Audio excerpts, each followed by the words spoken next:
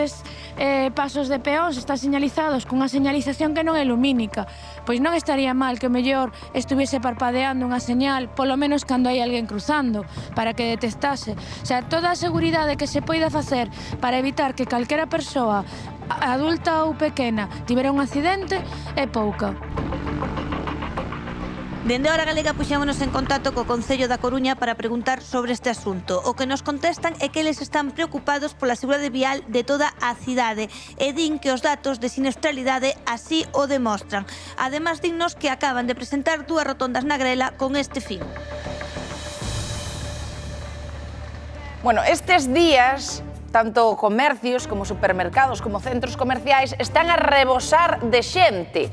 E nós, ben o sabedes, instintivamente, cando vemos todo tan ateigado de persoas, agarramos o bolso, verdade? Para que non nos metan a man nel. Pois o mesmo fan nos supermercados cos seus produtos, que nestes días, con tanta xente, alarman máis produtos e ollo porque tamén contratan máis vixiantes, porque os ladróns andan a desquite. E diría o Rocío incluso que podemos falar dun espírito de Nadal nos ladróns. Por que? Son pillos, son listos. Vanse as cousas de comer máis caras, Falamos de xamóns, de viños, a mesa posta. Pero non se quedan aí. Tamén se van por xoguetes, por videoxogos, por perfumes. Vamos, que amañan a cea e tamén os agasallos. Chega o Nadal e con ela unha das datas de maior facturación do ano para o comercio. Pero con tanta aglomeración de xente, dáse o caldo de cultivo perfecto para que tamén sufran os furtos. Calcúlase que nestas datas de inverno concéntrase o 29% de todos os roubos anuais. E que canta máis xente, menos capacidade de control. Pero que se rouba máis en Nadal? Non sei. Bebidas moitas, eica. Jamón serrano, os alimentos así máis caros, o viño, por exemplo, que sí que teñen moitas alarmas, e os alcoholes. Mariscos, así, as cousas caras.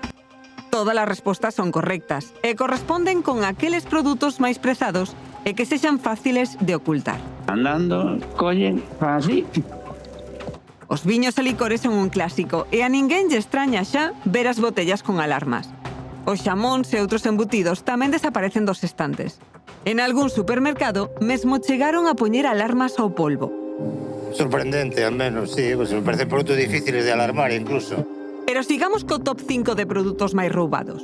As perfumes. Pois sí, a cosmética como cremas, perfumes e maquillaxe están na lista. Sobre todo porque poden sacarlle un rendemento extra. As colonias caras. Eso atacanlle, porque unha colonia cara venden a mitad de precio, están ganando moitos cartos. En estas datas, onde os comercios teñen que poñer máis o ollo en os videoxogos, os móviles e os xoguetes. O regalo perfecto para o Nadal, polo que a súa revenda está prácticamente